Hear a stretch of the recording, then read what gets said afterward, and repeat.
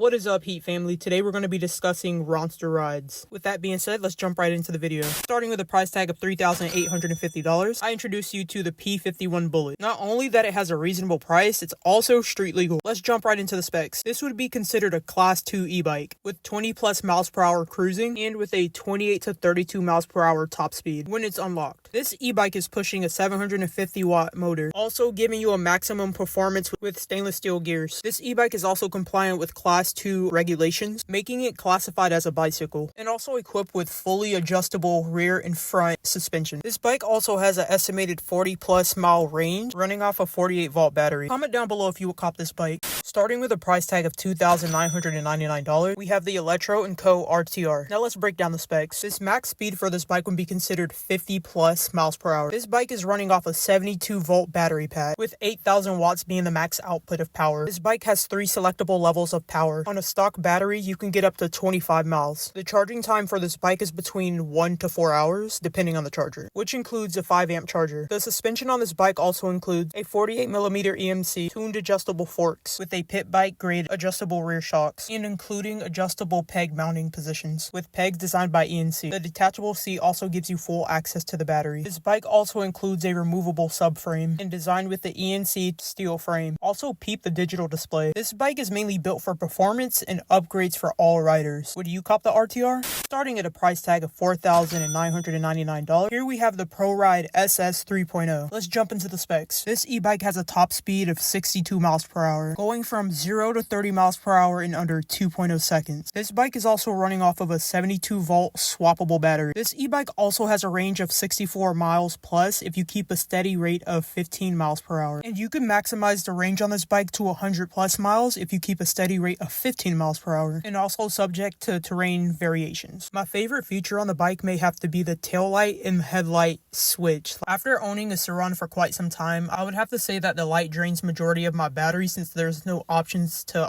turn the light on and off, but you can buy third-party mods on Amazon, but who has time for that when you just want to ride? You can also hit 20 to 90% with a 3.5 hour charge. I'm loving this bike already. Let's keep it moving.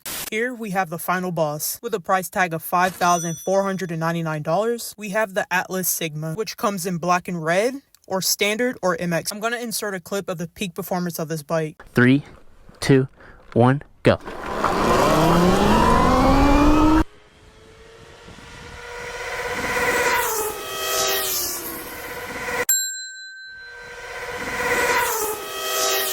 With that being shown, this bike can hit a top speed of 70 miles per hour. Both models have the same powertrain. This bike is also running off of a 97 volt battery with a 22 kilowatt peak hairpin motor with CST off-road tires. And we can't forget about the 44 teeth sprocket. The removable plastics maybe have to be the cherry on top for this bike. The motor on this thing is just massive. I'm definitely loving the pointed rear plastics as well. Another cool feature would have to be the keys and the tap access pad.